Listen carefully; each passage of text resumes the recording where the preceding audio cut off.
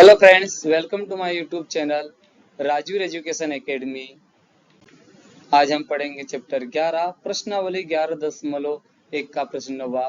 तो हमारे पास प्रश्न है, एक वृत्ताकार ब्रुज को चांदी के तार से बनाया जाना है जिसका व्यास 35 mm है। तार को वृत्त के 5 व्यासों को बनाने में भी प्रयुक्त किया गया है जो उसे 10 बराबर त्रिज्यखंडों में विभाजित करता है, जैसा कि आकृति में दर्शाया गया है। तो हमें ज्ञात करना है कुल वांछित चांदी के तार की लंबाई, और दूसरा प्रश्न ज्ञात करना है ब्रुज के प्रत्येक त्रिज्यखंड का क्षेत्रफल। हमारे पास 35 mm व्यास वाला एक वृत्त है जिसे 5 व्यासों द्वारा 10 बराबर त्रिज्यखंडों में विभाजित किया गया है। अब हमारे पास क्वेश्चन में दिया है वृत्त का व्यास d बराबर 35 mm, तो हमारे पास वृत्त की त्रिज्या आ जाएगी r बराबर 35/2, क्योंकि हम जानते हैं कि वृत्त की त्रिज्या व्यास की आधी होती है।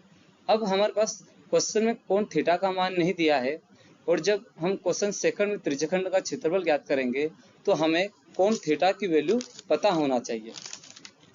तो हमारे पास आकृति में एक वृत्त है जिसका कोण 360 डिग्री का होता है, और इस वृत्त को 10 बराबर त्रिज्यखंडों में विभाजित किया गया है, और हमें एक त्रिज्यखंड का क्षेत्रफल ज्ञात करना है।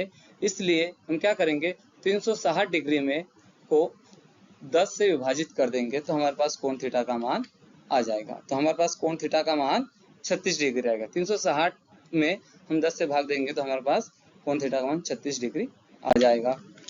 अब हमें ज्ञात करना है पहला प्रश्न, कुल वांछित चांदी के तार की लंबाई। तो आकृति में आप देखोगे तो ब्रुज को बनाने के लिए एक वृत्ताकार तार का उपयोग किया गया है। यह वृत्ताकार तार वृत्त की परिधि कहलाता है, और साथ ही यह वृत्त 5 व्यासों से मिलकर बना है। इसलिए हम तार की लंबाई ज्ञात करेंगे तो वृत्त की परिधि और 5 व्यासों को जोड़ देंगे। तो हमारे पास तार की लंबाई का है इक्वल टू वृत्त की परिधि प्लस 5 व्यास, जहां पर वृत्त की परिधि हमारे पास फार्मूला होता है वृत्त की परिधि का 2πr प्लस 5, और व्यास का मान है हमारे पास 35। यहाँ पर हम पाई का मान 22/7 पुट करेंगे, r है हमारे पास 35/2, प्लस हमने 5 और 35 का गुणा किया तो हमारे पास 175 आ गया। अब यहाँ पर हम 7 से 35 को कैंसिल कर देंगे 5 बार, 2 से ये 2 कैंसिल हो जाएगा।